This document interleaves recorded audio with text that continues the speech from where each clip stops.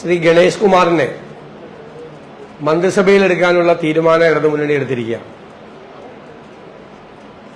മുൻ മുഖ്യമന്ത്രിയായിരുന്ന ശ്രീ ഉമ്മൻചാണ്ടിയെ അപകീർത്തിപ്പെടുത്താൻ ശ്രമിച്ചു എന്നതിന്റെ പേരിൽ അദ്ദേഹത്തിനെതിരായി കോടതിയിൽ കേസ് നടക്കുകയാണ്. മാത്രമല്ല, ആ വിഷയം അന്വേഷിച്ച CBI റിപ്പോർട്ടിൽ വലിയ ഗൂഢാലോചന ഉമ്മൻചാണ്ടിയെ അപകീർത്തിപ്പെടുത്തുന്നതിന് വേണ്ടി നടന്നു എന്ന് പറഞ്ഞു. ആ ഗൂഢാലോചനയിലെ ഏറ്റവും പ്രധാന പങ്കാളിയാണ് ശ്രീ ഗണേഷ് കുമാർ.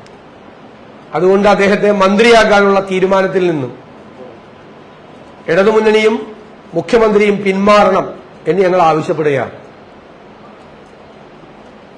ഈ ഒരു പശ്ചാത്തലത്തിലും കേരളത്തിൽ നൂറുകണക്കിന് കോൺഗ്രസ് പ്രവർത്തകരെ ജയിലിൽ കിടക്കുകയും മർദ്ദനമേറ്റ് ആശുപത്രിയിൽ കിടക്കുകയും ഒക്കെ ചെയ്യുന്ന സാഹചര്യത്തിൽ ഈ മന്ത്രിസഭാ സത്യപ്രതിജ്ഞ, മന്ത്രിമാരുടെ സത്യപ്രതിജ്ഞ UDF ബഹിഷ്കരിക്കും എന്ന കാര്യം കൂടി ഞാൻ അറിയിക്കുകയാണ്.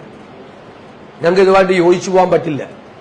മാത്രമല്ല, കേരളത്തിലെ ജനങ്ങൾ അവരുടെ ഹൃദയത്തിലുള്ള ആളാണ് ശ്രീ ഉമ്മൻചാണ്ടി. അദ്ദേഹത്തിന്റെ ഏറ്റവും പ്രായം ചെന്ന സമയത്താണ് ഒരില്ലാത്ത കേസിൽ കുടുക്കി അദ്ദേഹത്തെ അപമാനിക്കാൻ വേണ്ടിയിട്ടുള്ള ശ്രമം നടത്തിയത്.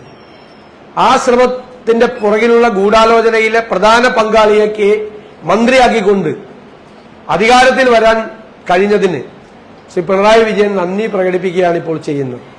അതൊരു കാരണവശാലും വെച്ചുപൊറിപ്പിക്കാൻ കഴിയില്ല.